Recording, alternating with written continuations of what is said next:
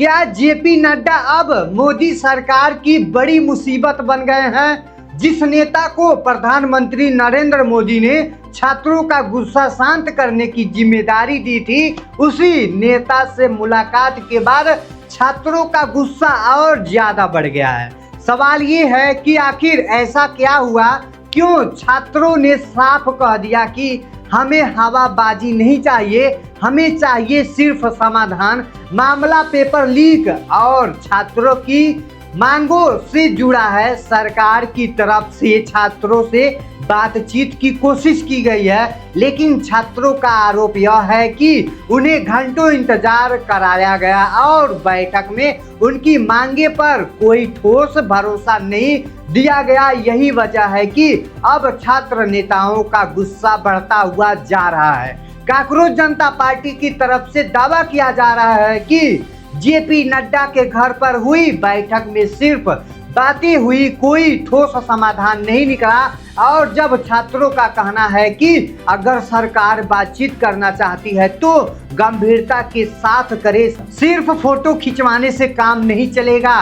सवाल है, क्या सरकार छात्रों की मांगों पर कोई ठोस फैसला लेने वाली है या फिर बातचीत के नाम पर सिर्फ समय निकाला जा रहा है? जंतर मंतर पर जब सीजेपी नेता आशुतोष रांका ने छात्रों से सवाल पूछा, क्या हम जेपी नड्डा के घर जाना चाहिए, क्या यह ऑफिस जाना चाहिए, तो जवाब क्या आया? छात्रों की तरफ से साफ इनकार, यानी छात्रों ने नड्डा के घर और ऑफिस जाने से भी मना कर दिया गया है। अब जरा पीछे चलते हैं, क्योंकि जेपी नड्डा इस पर सबसे पहले भी बीजेपी का मुश्किलें बढ़ाने के आरोप लगा चुके हैं। साल 2022 गुजरात और हिमाचल प्रदेश में विधानसभा चुनाव हुए, उस समय जेपी नड्डा बीजेपी के राष्ट्रीय अध्यक्ष थे।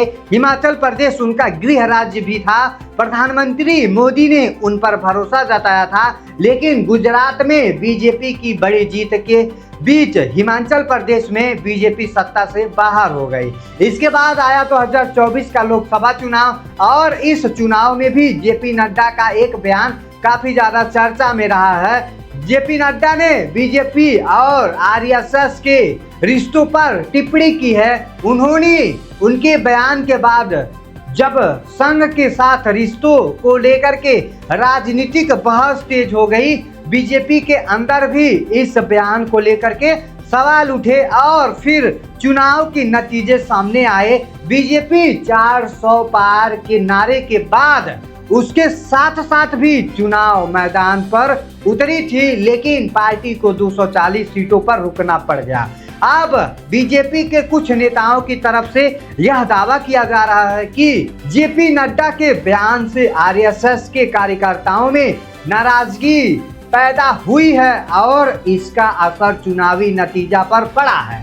हालांकि यह दावा राजनीतिक बहस का हिस्सा है, लेकिन सवाल आज भी वही है, क्या जेपी नड्डा बीजेपी के लिए संकट मोचन है या फिर हर बार नई मुसीबत खड़ी कर देती है? और अब सबसे बड़ा सवाल छात्रों के आंदोलन का है, क्योंकि इस मामले पर सीधा प्रधानमंत्री मोदी तक पहुंच गया है। सरकार छात्रों से बातचीत करना चाहती है, छात्रों को बातचीत करने के लिए तैयार कर रही है, लेकिन उनकी शर्त साफ है, बातचीत हो तो गंभीरता से हो, ठोस समाधान की बात हो, मांगों पर समय सीमा बताई जाए। और अगर सरकार मांगों नहीं मान रही है, नहीं मान सकती है, तो इसका कारण साफ है, बताया जा रहा है कि यानी छात्रों का संदेह बिल्कुल स्पष्ट है, हमें सिर्फ आश्वासन नहीं चाहिए, हमें समाधान चाहिए। वहीं दूसरी तरफ विपक्ष भी भारत सरकार को घेरने में जुटी हुई है। छात्रों की मांगों को लेकर के केंद्रीय शिक्षा मंत्री धर्मेंद्र प्रधान के इस्तीफे की मांग की जा रही है। अब सरकार के सामने सबसे बड़ी चुनौती यही है कि आखिर इस आंदोलन को कैसे शांत किया जाएगा, क्योंकि मामला सिर्फ एक बैठक तक सीमित नहीं रह गया है। देश के अलग अलग हिस्सों में विरोध प्रदर्शन की खबरें सामने आती हुई नजर आ रही है और आने वाले दिनों में, आने वाले समय में विधानसभा चुनाव भी होना है। ऐसे में युवाओं और छात्रों के बीच बढ़ता असंतोष बीजेपी के लिए राजनीतिक चुनौती बन सकता है। लेकिन असली सवाल अब भी बाकी है, क्या सरकार छात्रों की मांगों पर कोई बड़ा फैसला करेगी? क्या जेपी नड्डा इस बार सरकार की परेशानी कम कर पाएंगे या फिर उनकी अगली बैठक के बाद आंदोलन और ज्यादा तेज हो जाएगा?